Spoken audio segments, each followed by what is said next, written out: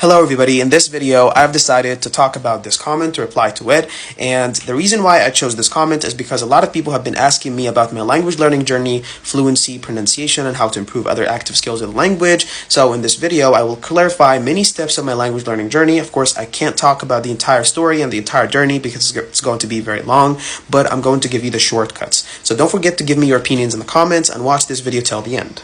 So without any further ado, let's get started. Lena's asking, just wanted to ask about your English learning journey. Did it start from school, or were you living in an English native country? Or did you learn it by yourself? So first things first, I haven't acquired my English from school because, as we all know, school only focuses on the theoretical parts of language. It focuses on how to give you as much input as possible throughout your academic years. So of course this will not give you the ability to speak and the ability to strike up conversations with people. So absolutely I haven't gotten my English from school. The second question is, did you live in an English native country, or have you traveled to an English native country before? I haven't traveled to any English native country before. I've never been to the United States, I've never been to the United Kingdom, and I've never been to Australia. The only two countries that I traveled to were Saudi Arabia and Egypt, and I'm located in Egypt right now. Did you learn it by yourself? That's the third question. It's partially correct, and let me explain. And now let's start with my language learning journey. So I've decided to divide it into 3 stages. The first stage was in the middle school, when English was a monster for me. I actually skipped its classes deliberately. I didn't like attending its lectures. I didn't like listening to any person who speaks in English or explains any concept in English. And I didn't also like my English teachers. I was afraid of them. I was terrified of them. And I thought that it would be impossible for me to speak English one day. That was the first stage. The second stage of my English starts when I enter the first year of high school. The first year of high school is considered to be let's say, the turning point of my English, because I was first introduced to an application called HelloTalk. This is a magical application, to be honest. So from an extroverted person's perspective, I wanted to make a lot of friends. I wanted to talk to a lot of people, especially foreigners. So I downloaded the application on the spot, and I tried to check it. I tried to find how it's used, and I finally found a connection with some foreigners, some native speakers of English. However, my English was a burden, and I couldn't communicate with them because my English was very weak. And at this point, I decided to take English seriously in order to make friends with those people.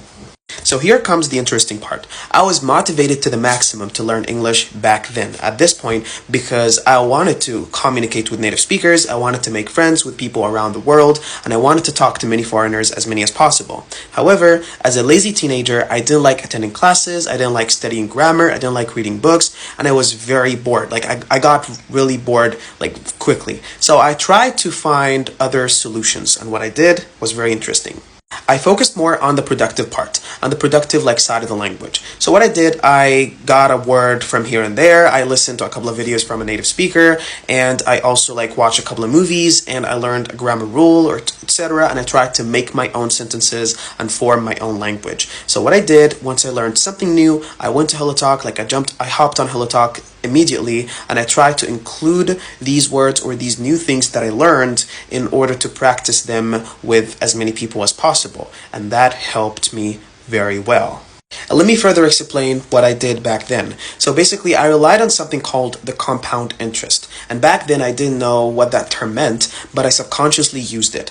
What I did as a lazy teenager, as I mentioned previously, I couldn't bear, learning English. I couldn't bear sitting on a chair for hours studying a rule, or just, attending an English class. So what I did, I learned few things on a regular basis. So today I will learn, for example, few grammar rules and few vocabulary words. And what I'm going to do, I'm going to jump on HelloTalk, hop on HelloTalk, talk to people, try to include these new things in my conversation in order to practice them more.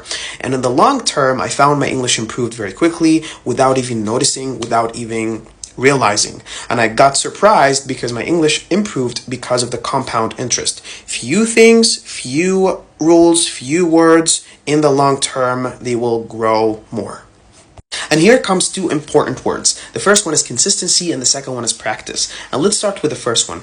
It's not about how much English, how much input you keep forcing your brain to learn every day. It's about how consistent you are every day, how regular in your learning language journey, and how you do the same things every single day. So let's say you tell yourself, I will learn 2 words per day, and you think it's a little amount of words. However, this is actually incorrect. In the compound interest, when it comes to the compound interest, in the long term, these 2 words will turn into thousands of words, because you're actually exerting a low effort consistently, and in the long term this low effort will turn into magic. That is what I'm talking about. The second word is practice. You can't learn a new thing, a new rule, or a new word without practicing, because as soon as you learn it, you will forget it. But with practice, you will combine consistency and practice together, and here you're actually employing the productive part of the language, the productive side of the language even more. So once you learn something new, try to hop on any application, try to talk to any person, try to use this new thing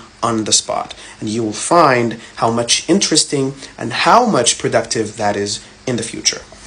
There's a lot of things to talk about. I haven't finished yet. I want to talk about how to improve fluency. I want to talk about the IPA to improve pronunciation. I want to talk about my third stage of the language, which is entering Faculty of Language and Translation at Elsun, and the Department of English, and how it influenced and reinforced my language.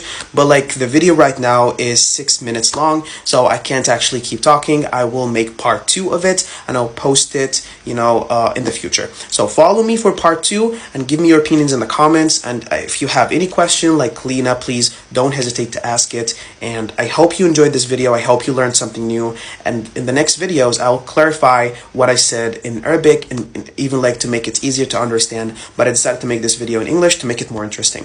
Follow me for more tips, and part 2 is going to come soon.